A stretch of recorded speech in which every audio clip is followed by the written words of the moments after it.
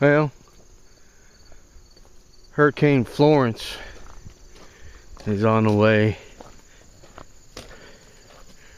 Let's hope the 3 mountains that are in front of us will slow it down. We won't lose power.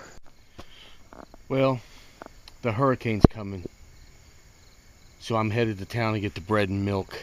As far in as we live, and all the water is gone except for a couple. Well, it's Wednesday.